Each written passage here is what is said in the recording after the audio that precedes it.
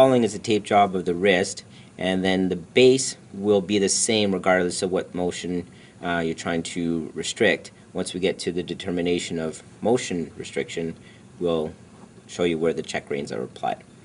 Using the Pro app at first, so what you want to do is have the person open their hand up and apply light pressure into there. Keeping their hand in this position keeps the hand splayed.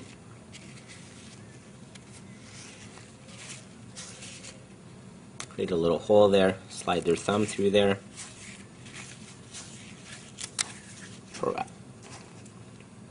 In some situations where you feel that there's a lot of potential for cutting because of the size of the hand or the tape, you can apply a little band-aid with a bit of lube here across the web of the thumb here, and that could be applied before or after the Pro wrap. Starting with 2 or 3 anchors at the top. When the hand is in that splayed position, keeps the muscles tense.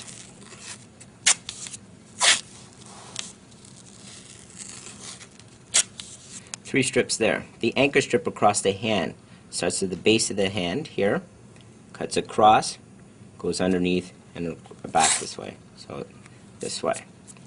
Because of the size of the hand, we're going to want to pinch the tape.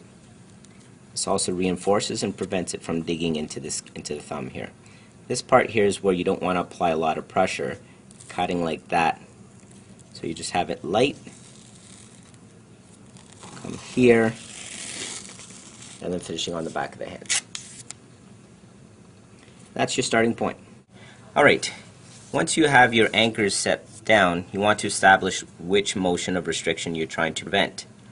If you're trying to restrict the extension motion, which is going backwards, you're going to want to apply your strips of tape on the palmar aspect here.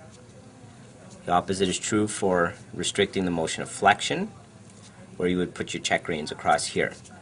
Radial deviation is where your hand goes up towards the thumb side, and then ulnar deviation is where the hand is deviated down towards the ulna or towards the little finger side here. In this situation here, we're going to try to prevent a motion of extension and slight ulnar deviation. Thus, our strips are going to need to be placed on the palmar aspect in flexion and radial deviation, just slightly like that. So measure your strips here to that length, and to ease things, you can find a separate location and lay down your fan or your check rein. 3 to 5 strips depending on the size of the wrist, the size of the individual.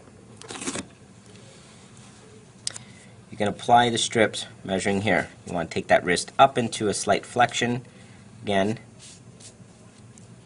and laying it that way.